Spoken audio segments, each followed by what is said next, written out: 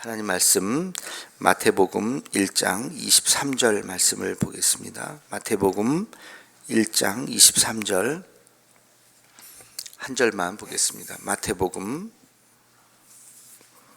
1장 23절. 하루에 한 절씩 하기 때문에 열심히 성경을 그때그때 잘 찾으셔야 됩니다.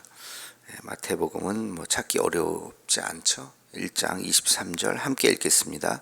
보라, 처녀가 잉태하여 아들을 낳을 것이요 그의 이름은 임마누엘이라 하리라 하셨으니 이를 번역한즉 하나님이 우리와 함께 계시다 함이라. 아멘. 오늘 말씀에는 두 가지의 메시지가 들어 있습니다. 첫째는 처녀가 잉태하여 아들을 낳는다. 여러분, 그냥 우리가 하도 이 말씀을 읽어서 그렇지 이게 말이 안 되는 거잖아요, 그렇죠? 처녀가 잉태해서 아들을 낳는다. 동그란 세모다. 이게 말이 안 되잖아요. 동그라면 동그란 거고 세모면 세모인데 동그랗게 생긴 세모다. 처녀가 잉태해서 아들을 낳는. 처녀가 어떻게 아들을 낳습니까?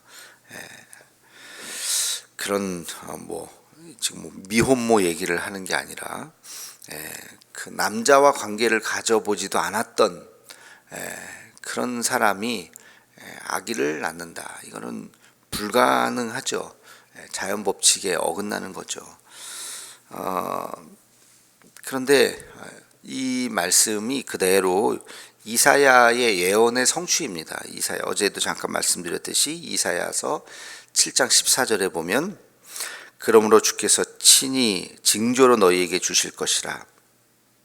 보라, 처녀가 잉태하여 아들을 낳을 것이요 그 이름을 임마누엘이라 하리라. 이 말씀이 그대로 인용이 된 겁니다. 그래서 이건 메시아 예언이라고 그랬죠.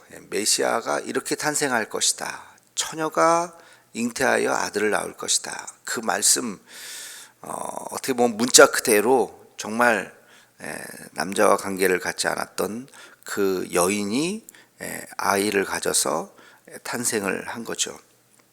예수님께서 탄생하신 건데 이게 무슨 의미일까? 왜 그렇게 좀 신비롭게 왜 그렇게 탄생하실 수밖에 없었을까? 이것은 예수님 자체가 죄가 없으시다고 하는 것을 의미하는 것입니다. 그러니까 인간의 원죄라고 하는 것은 우리가 죄악 중에 출생하였으며 시편에 보면 이제 그런 표현이 있는데 우리 남자와 여자가 만나서 우리 아이를 가져서 아이를 낳죠. 모든 인간은 다 그렇게 되죠. 그 과정 자체가 원죄로 본 거예요. 그래서 죄악 중에서 우리가 그렇게 원죄를 통해서 우리 인간의 죄성이 모든 인류가 그렇게 태어나게 된 것인데 예수님은 그런 과정이 아니라 여인의 몸에서 태어나신 것이죠. 예수님이 그렇게 인간의 몸으로 아기 예수님으로 그 자궁에서 출산하지 않고 그냥 어디서 호련히 나타나실 수도 있잖아요. 산에서 갑자기 성인 예수님이 나타나가지고 이렇게 그런 모습을 이렇게 상상해 볼 수도 있는데 예수님이 그렇게 밑도 끝도 없이 어디서 왔는지도 모르고 성인이 그냥 갑자기 나타나지 않으셨다는 거예요. 출생의 스토리가 있고 아기가 이렇게 자라는 그 과정이 다 있었죠. 마리아와 요셉의 그 가정에서 예수님께서 자라셨죠. 목수의 아들로 그 나사렛 동네에서는 예수님을 다 알고 있었던 12살 때의 스토리도 성경에 기록이 되어 있을 만큼 예수님께서는 철저하게 인간의 모습으로 오셨다는 것입니다. 근데 원죄만 없으신 거예요. 그래서 성령으로 잉태하신 거예요. 그래서 이 스토리가 굉장히 중요해요. 이것은 예언의 성취이기도 하지만 굉장히 중요한, 그분이 메시아라고 하는 모든 인간과 다른 유일한 그 차이점이 바로 성령으로 잉태하셨다라고 하는 것입니다. 그래서 우리를 구원하실 수 있는 구원자가 되실 수 있었던 것이죠. 만약에 똑같은 죄를 가지고 태어나셔서 십자가에 달려 지신들, 실제로 그 당시에 십자가 처형으로 죽은 사람이 한둘이 아니죠. 예수님 당시에도 옆에 강도가 달려 있었고, 내가 메시아다 그러면서 십자가에 달려 죽은 사람도 그 당시에 자칭 메시아들도 많이 있었기 때문에 그런 사람하고 예수님하고 뭐가 다르냐라고 말할 수도 있는 거예요. 그러나 근본적으로 다른 거죠. 예수님은 원죄가 없으신 하나님의 아들이신 예수님께서 십자가를 지셔야 우리 인간의 모든 죄를 사하실 수가 있었던 것입니다. 그래서 이 성령으로 잉태하셨다라고 하는 이 사실은 또 그게 믿음의 문턱을 넘는 순간이기도 합니다. 이게 도저히 안 믿어지는 사람이 있어요. 성령으로 잉태했다는 걸 그걸 어떻게 믿냐? 그거는 진짜 특히 이제 과학을 좋아하고 이런 걸 좋아하는데 과학을 공부하는 현대인으로서 그럼 믿을 수가 없다. 그래서 실제로 제가 그런 분을 봤습니다. 그래서 기독교 안에 문턱을 못 넘어요. 이거를 받아들일 수가 없다는 거예요. 근데 이게 어느 날 믿어지는 거예요. 그냥 나도 모르게 그게 믿어지는 순간 예수님이 나의 구원자가 되시는 거죠. 예수님은 구원자의 완벽한 조건을 갖게 되는 것입니다. 그래서 이 성탄의 사건에서 우리가 꼭 기억해야 되는 것은 예수님께서 성령으로 잉태하셨다. 원죄가 없으시고 그분의 십자가의 사건은 우리를 인류를 구원하기에 합당한 메시아이시다라고 하는 것을 여기서 지금 이야기하고 있습니다. 그래서 이것이 첫 번째 메시지예요. 보라, 처녀가 잉태하여 아들을 낳을 것이다. 우리 중에는 그런 분 없겠지만 아무튼 복음을 전하면서 예수님이 메시아이신 것을 성령을 통해서 잉태하셨다라고 하는 것. 실제로 이제 서구 자유주의 신학에서는 이걸 부정하려고 하는 신학자들이 있어요. 성령 이걸 그냥 하는 얘기지 어떻게 그게 가능하겠냐라고 서구 자유주의 신학자, 자유주의라고 하는 것은 대단히 합리성을 기본으로 깔고 있기 때문에 모든 신화나 그들은 미신이라고 생각하고 우리는 이제 신화라고 생각하는 그 어떤 영역들이 있잖아요. 신비의 영역들을 다 걷어내고 합리적으로 생각하려고 하는 거니까 예수님이 무리를 걸으셨다 하는 것도 진짜 그 물리학에서 불가능한 일이잖아요. 무리를 걷는다는 것 자체가 무리가 아니라 거기 이제 물에 간단한 바위 같은 게 이렇게 있으니까 눈으로는 안 보이지만 그 돌덩이를 이렇게 밟으신 거다. 그런 식으로 나름대로 합리적으로 해석을 그렇게 따지면은 성경 자체가 다 부정되어야 되죠. 천지창조는 어떻게 믿을 것이요, 홍해 가른 건 어떻게 할 것이며, 성경이 다 그런 거 그렇죠. 여리고성이 무너지고 이런 얘기들을 그걸 어떻게 다 이것 빼고 저것 빼면 남는 게 하나도 없죠. 그래서 하여튼 자유주의 신학에 대한 이제 비판이 있는데 우리가 예수 그리스도를 믿는다는 거, 그분을 받아들이는 것은 바로 이 동정녀 탄생 거기서부터 시작이 되는 것이죠. 그래서 이 신비로운 방법으로 예수님께서는 잉태되셨고 그리고 인간처럼 똑같이 자궁으로 태어나셨다. 여인의 몸에서 태어나셨다. 라고 하는 이 두 가지의 어떻게 보면 양립할 수 없는 놀라운 사실이 그게 우리에게는 굉장히 큰 의미로 또 다가온다는 것을 여러분 기억하시기를 바랍니다. 두 번째는 그 다음 구절에 뭐라고 돼 있어요? 그의 이름은 임마누엘이라 하리라. 임마누엘의 뜻도 나와 있죠. 하나님이 우리와 함께 계시다. 그렇게 죄 없으신 예수 아들을 낳을 텐데 딸이 아닙니다. 예수님은 성별로 따지면은 남성이십니다. 근데 그 이름을 임마누엘이라 하리라. 임마누엘은 하나님이 우리와 함께 하신다. 이것은 어떤 의미가 있냐면 예수님이 곧 하나님이다라는 뜻입니다. 예수님이 하나님이다. 하나님이신 예수님이다. 왜? 하나님이 우리와 함께 하시거든요. 내가 너와 함께 할 것이다. 구약의 모든 사람들을 하나님께서 나타나셔서 하시는 말씀이 내가 너와 함께 할 것이다. 두려워 말라, 놀라지 말라. 내가 너의 손을 붙잡아 주리라. 주님의 동행하심. 그게 하나님께서 늘 나타나셔서 하나님의 사람에게 하시는 말씀이거든요. 근데 보이진 않잖아요. 하나님의 음성만 들리는 거예요. 내가 너와 함께 할 것이다. 근데 그 들리던 그 음성이 형상으로 되어서 나타나신 분이 예수님이라는 거예요. 예수님. 그래서 예수님의 이름이 임마누엘, 함께 할 것이다. 내가 너와 함께 할 것이다 라고 하는 그분. 그래서 예수님께서 우리와 이제 공생애 동안에 함께 하시면서 이스라엘 백성들 그 당시에 병을 고쳐주시기도 하시고 말씀으로 위로하시기도 하시고 격려해 주시기도 하시고 잘못된 것 지적도 해 주시고 뭐 그렇게 이제 우리와 함께 하시면서 직접 눈으로 보고 그 음성을 들려주시고 우리 앞에 나타나셔서 함께 또 먹고 마시고 그렇게 사셨죠. 그것을 지금 이야기하는 거예요. 그래서 그 예수님도 그렇게 말씀하셨어.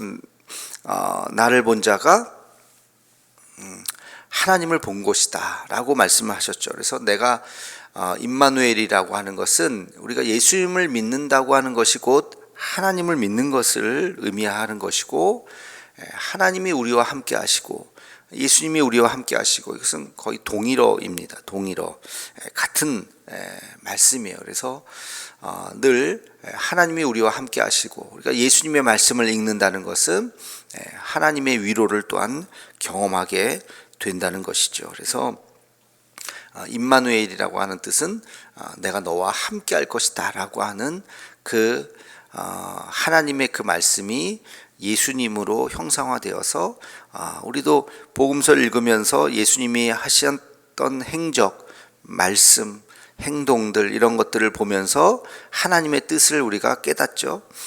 그래서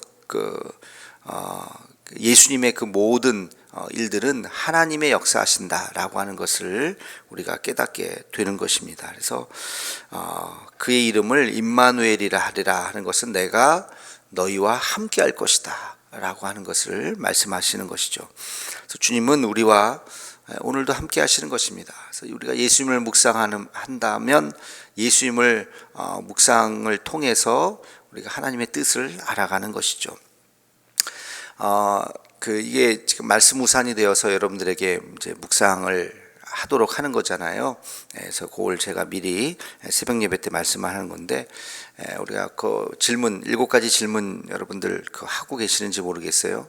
영성 질문에 각자가 여러분이 질문을 하고 답해보고 하는 건데, 거기 보면 이런 질문을 우리가 또 해볼 수가 있어요. 하나님이 우리와 함께 하신다는 것을 언제 알 수 있는가? 예수님의 이름이 임마누엘이요. 임마누엘은 하나님이 우리와 함께 하신다고 하는 건데, 그러면 하나님이 우리와 함께 하신다는 것을 여러분 우리가 언제 어떻게 느낄 수 있을까? 이것을 묵상할 수가 있어요. 답은 어떻게 보면 뻔한 답입니다. 언제 느낄까요? 여러분 언제 느끼세요? 하나님이 우리와 함께 한다는 것을. 항상 느껴요. 이거 너무 추상적인 답이고, 구체적으로 언제 느껴요? 기도할 때 느끼는 거죠. 그렇죠? 기도할 때, 이 시간에 이렇게 기도할 때, 주님을 생각하면서 우리가 기도할 때 하나님의 음성이 들려와야 돼요. 그게 뭐 이렇게 신비롭게 뭐 옆에 있는 사람이 막 얘기하듯이 들려지는 것이 아니라 내 마음속에 말씀이 떠올라야 됩니다. 하나님의 말씀이. 옛날에는 이 말씀이 뭔 소리야, 뭐 말씀이 어떻게 떠올라 그랬는데, 그럼 어느 선까지 올라오면요, 말씀이 내 안에 막 차곡차곡 쌓으면, 그러면 어느 순간 그 상황에 맞는 말씀이 떠올라요. 그거는 무슨 신비로운 뭐 그런 것도 아니고요, 뭐 미신도 아니고요. 말씀이 많이 알고 있으니까 이 상황 속에서 그 말씀이 떠오릅니다. 그러니까 이건 노력을 할 수 있는 거예요. 무슨 열심히 여러분이 말씀을 차곡차곡 쌓아 놓으시면 말씀을 잘 읽고, 제 생각에는 지금 말씀 우산 하루에 한 구절씩 하는데 그거 한 3년만 여러분들이 정말 열심히 그 하루에 한 구절을 100번씩 읽어가지고 이 말씀 몇 장 몇 절까지는 안 떠오르더라도 대충 이거 뭐 이사야서 한 5장이나 6장쯤에 나올 것 같은데 뭐 이 정도 감만 있다면, 그 정도로 여러분이 말씀을 잘 쌓아 놓는다면 365일 일요일 날은 말씀이 안 나가니까 한 309절 정도 되죠. 309절이면 3년이면은 909절, 그죠? 한 1009절 정도 되는데, 그 정도만 여러분들이 잘 쌓아 놓으면요, 그러면 기도하다가 말씀이 막 떠오를 겁니다. 누구를 위해서 기도할 때 그 말씀이 떠오르고, 또 어떤 상황 속에서 말씀이 막 머릿속에 막 떠오르고, 그럴 수 있어요. 그럴 수 있어요. 말씀이, 그러니까 말씀 우사 말씀 여러분들 그냥 뭐 하루에 한 구절 무시하지 마시고, 지금부터라도 옛날 우리가 8월 첫째 일부터 제가 이렇게 드렸는데 과거에 했던 거 다 저도 다 모으고 있습니다. 다 지금 똑같은 말씀을 제가 안 하려고 저도 말씀 한 구절 한 구절 다 적어가면서 똑같은 말씀 딱 한 번 겹쳤어요. 지금까지. 그래서 한 번 다시는 겹치지 말아야지 하면서 제가 하여튼 그러고 있는데, 그 말씀을 여러분들이 잘 기억하면서 묵상하고 암송까지 하면 너무 좋고, 그렇게 하면 말씀이 떠오릅니다. 그래서 여러분 기도할 때 말씀이 떠오르고, 말씀을 묵상할 때 하나님이 우리에게 말씀하세요. 우리와 함께 하신다는 걸 느껴요. 그래서 말씀과 기도는 같이 간다고, 늘 두 날개처럼 같이 간다고 말씀을 드렸죠. 말씀과 기도를 통해서 우리가 하나님이 우리와 함께 하신다는 것을 느낍니다. 이런 새벽 예배 시간이 얼마나 좋은지 몰라요. 이 시간이 딱 조용히 주님만을 묵상할 수 있는, 기도할 수 있는 시간이잖아요. 이 시간이 지나가면 아침 출근부터 시작해서 하루 종일 분주합니다. 늘 사람도 안 나오고 전화 오고 문자 오고 그쵸? 그러니까 그 다음부터는 이렇게 조용한 시간을 내기가 어려워. 하루 24시간 중에 유일하게 조용히 주님만을 묵상할 수 있는 시간이 이 시간인 것 같아요. 나머지는 내가 조용히 하고 싶어도 전화기가 가만히 있질 않잖아요. 그러니까 새벽 예배를 꼭 오라 이거보다도 본인이 30분 이상 조용한 시간을 찾아보라고요. 어느 시간이 30분 동안 조용히 할 수 있을까? 새벽 시간밖에 없어요. 그래서 새벽 예배를 나오라는 거예요. 하나님이 우리와 함께하는 것을 언제 할 수 있느냐? 기도 시간, 말씀을 또 말씀 묵상을 통해서, 세 번째는 예배 시간을 통해서. 어제도 제가 그 말씀을 이렇게 선교사님 말씀을 이렇게 들으면서 얼마나 가슴이 이렇게 뜨거워지고, 그동안 참 우리도 코로나 때문에 나름대로 고생했지만, 선교지에서는 얼마나 고생했을까. 그죠? 우리는 그래도 병에 걸리면 죽기야 하겠어. 의료시설 잘 돼 있는데 그냥 병원 가서 좀 있으면 낫겠지 하는, 좀 우리나라 의료시설이 전 세계 최고잖아요. 그렇죠? 그러니까 우리나라에서 못 고치면 전 세계 어디 가도 못 고치는 거예요. 그러니까 웬만하면 낫지 하는 그런 좀 믿음이 있잖아요. 근데 선교지에서는 그게 불가능해요. 어저께 선교사님하고 얘기 들어보니까 그 두려움이라고 하는 것은, 코로나에 걸리면 실제로 코로나에 걸려서 기도해 주세요 하고 돌아가셨습니다 하고 그런 카톡 선교사님들끼리 커뮤니티에 그런 기도 제목 실제로 보고 이게 종종 계속 뜬다는 거예요. 그런 소식을 들을 때마다 얼마나 두렵겠습니까? 아프리카 같은 데서도 그렇고, 선교사님도, 그래서 우리 총회에서도 지난 9월 달에 전부 다 인도네시아의 총회 선교사님들, 파송 선교사님들 다 귀국하라라고 하는 권고사항이 내려졌는데, 선교사님은 그냥 지금 학기 중인데 어떻게 가나 해서 그냥 계셨다 그러다가 지금 몸이 좀 안 좋아서 어쩔 수 없이 잠깐 나오신 건데, 아무튼 그런 상황 속에서 또 지내셨겠구나 하는 것들을 다시 한번 좀 느끼고, 그러면서 우리가 더 기도하고, 우리가 더 어제 말씀대로 아론과 훌이 되고 모세가 되어서 기도해야 되겠다 하는 생각도 많이 했습니다. 그래서 이런 예배를 통해서 우리가 주님의 음성을 듣는 겁니다. 이런 말씀을 통해서 하나님의 음성을 듣는 거예요.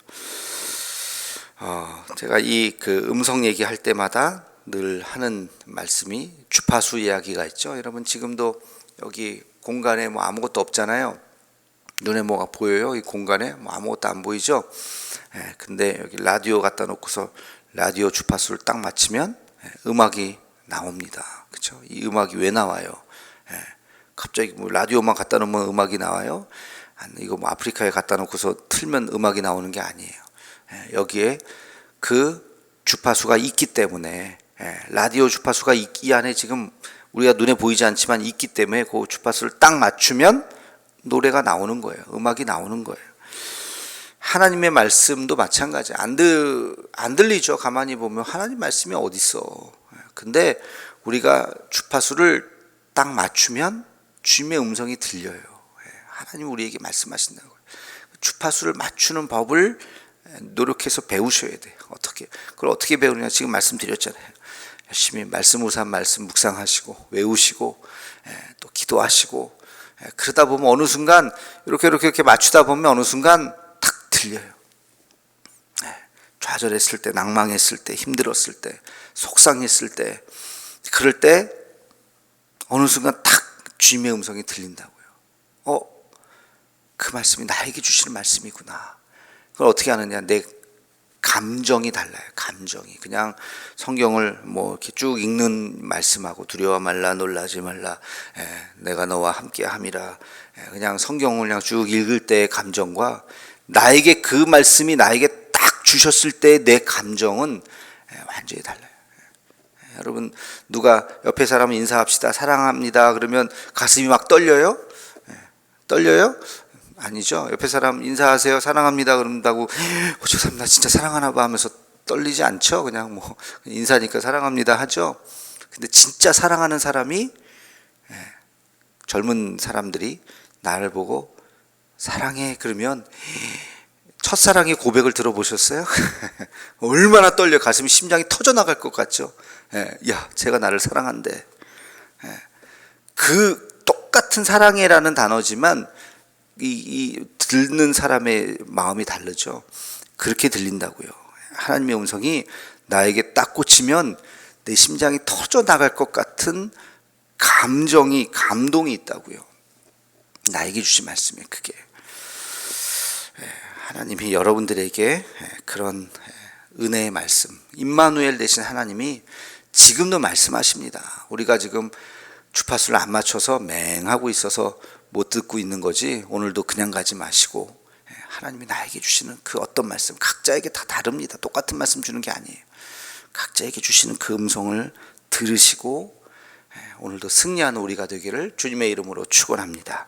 기도하겠습니다. 사랑의 하나님, 임마누엘 되신 그 주님을 우리가 다시 한번 기억하며 오늘도 우리에게 말씀하시는 그 주의 음성을 듣게 하여 주시옵소서. 이 기도 시간에 주의 음성 듣게 하시고, 말씀을 통해서, 묵상을 통해서 주의 음성을 듣게 하시고, 예배 시간에 설교 말씀을 통해서 하나님의 음성을 듣는 우리가 되게 하여 주옵소서.